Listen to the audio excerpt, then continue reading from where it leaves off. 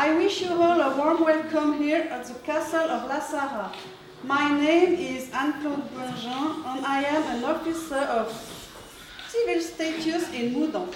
I live in Jurian, a small village 12 kilometers from here, above Romain-Moitié. Voilà.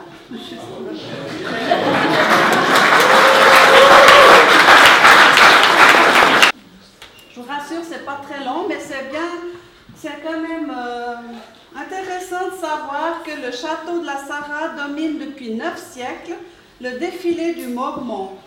C'est les seigneurs de Granson qui l'ont édifié en 1049 pour contrôler ce passage clé sur la route qui reliait la Bourgogne à l'Italie.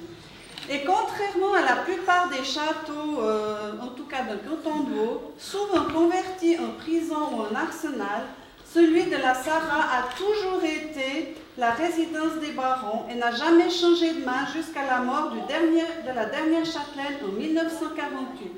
Et c'est cette particularité qui en fait tout son intérêt et sa richesse. Alors le château de la Sarraz a été légué par le dernier châtelain, Henri de Mongeau, et qui vient d'être magistralement restauré, ne se contente pas seulement d'être un témoin du passé, parce que durant la première moitié du XXe siècle, grâce à l'impulsion de Madame de Mongeau, il a été le centre d'une intense activité culturelle et artistique, et dont le rayonnement l'a fait connaître bien au-delà de nos frontières. Alors on a déjà eu des hôtes de marque avant Lisa et Jean-Marc. Alors c'était Le Corbusier et Albert Einstein.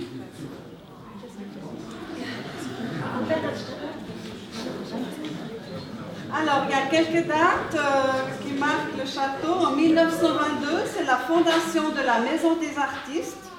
En 1928, c'est le premier congrès international d'architecture moderne. Et en 1929, c'est le congrès international du cinéma indépendant.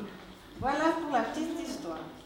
Alors, avant de continuer, moi je vais déjà passer la parole à la maman du mari.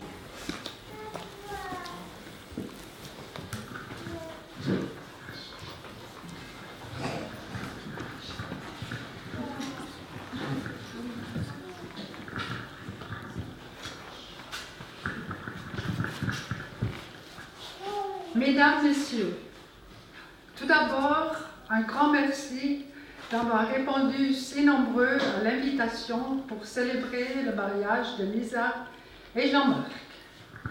Le mariage, un événement marquant dans la vie d'un homme et d'une femme, deux êtres de continents différents qui s'aiment et ont pris l'engagement de passer leur vie ensemble. Mon cher Jean-Marc, et chère Lisa, je vous souhaite le plus bel avenir du monde et que votre vie soit remplie de bonheur, d'amour, de succès professionnel, d'abondance dans tous les domaines, de joie et surtout d'une santé resplendissante. Je n'ai pas encore dit plein d'enfants, mais bien sûr, je ne peux pas ne pas y penser.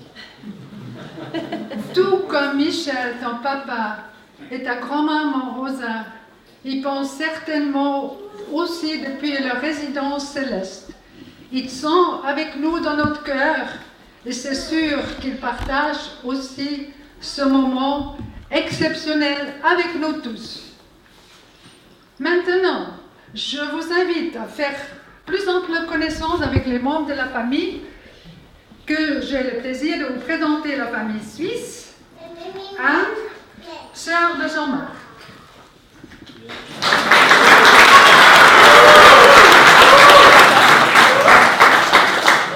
Gottfried Flückiger, grand-oncle et parrain de Jean-Marc.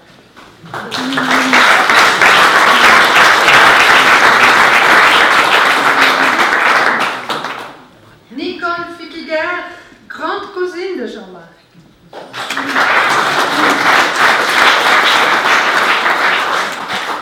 La famille germanique. Hedwig et Léo Behrens, sa tante et son oncle.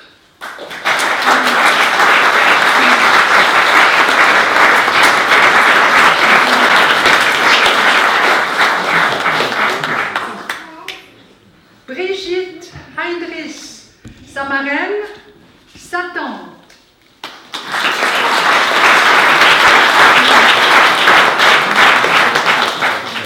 Wilfried Heinrichs, son oncle.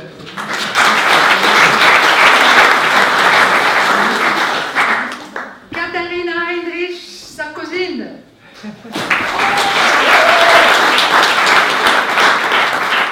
Andreas et Damien Behrens, ses cousins.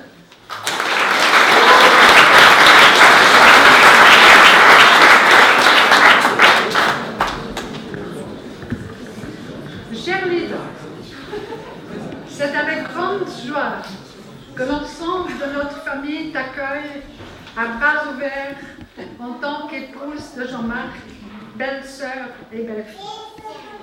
Enfin, une complice avec qui partager une enfance qui commence par exemple, tiens, le premier jour d'école, je vois encore Jean-Marc hurlant au loup et se cramponnant mes jupes, ne voulant absolument pas rester dans sa classe. Je l'entends et je le vois encore chanter les tubes de Johnny Hallyday avec sa petite guitare électrique et se pincer les cheveux et le visage à l'eau pour imiter la transpiration.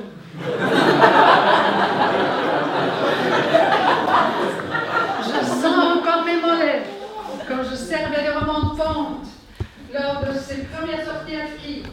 Pas question de voir un moniteur ni téléski. Je veux maman seulement.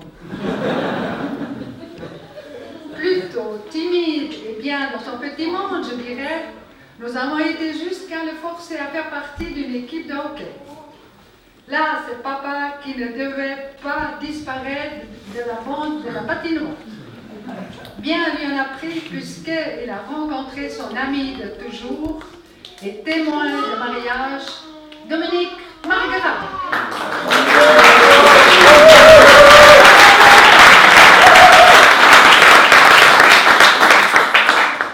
Je tiens mon ultime revanche lorsqu'il aura la tâche de motiver ses petits pour les études. Objectif, tout passer à la raclette. Bien du courage. Voilà, chère Lisa, une infime partie de ce qui fait Jean-Marc aujourd'hui. Je suis fière et heureuse que tu l'aies choisi. Et je suis fière et heureuse qu'il t'ait choisi. Que tous mes vœux de bonheur vous accompagnent, mon fils et sa bien-aimée, vous accompagne également, vous, amis, parents, ici présents.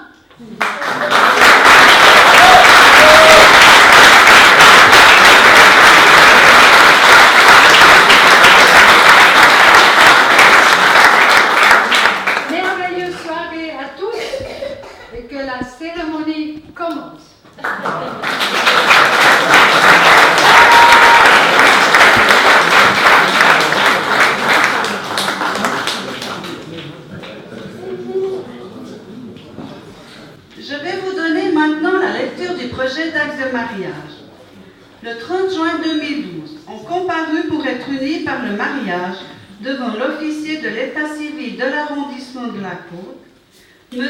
Flukiger Jean-Marc. Il est né à Lausanne le 14 août 1972. Il est originaire de Ruexo dans le canton de Berne. Il est fils de Flukiger Michel André Alexandre et de Flukiger Maria Elisabeth, et domicilié pas tout près d'ici, à Hong Kong. Et de mademoiselle Melfi Lisa Gracia Rosa. Alors elle est née non plus pas tout près d'ici. Fais confiance.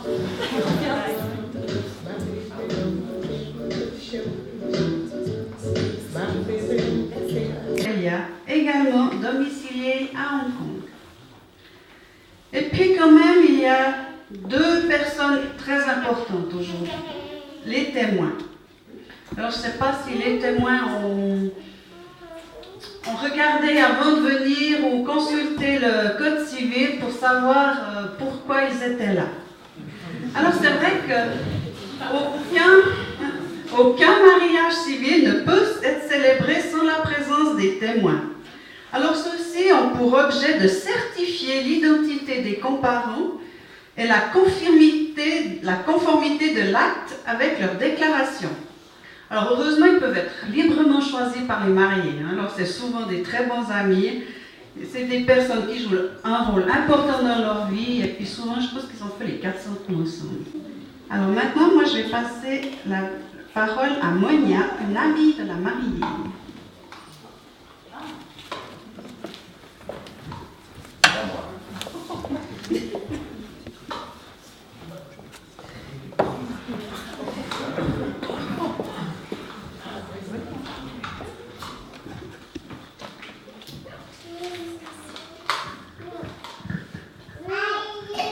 Bonjour. Nous célébrons aujourd'hui le mariage de Jean-Marc et Lisa. Lisa et Jean-Marc se disent oui aujourd'hui. Ils se disent oui à quoi? Ils se disent oui à rire ensemble, à former une équipe unie, partenaires l'un de l'autre, à agir par amour et par respect, pour le bien de l'autre, à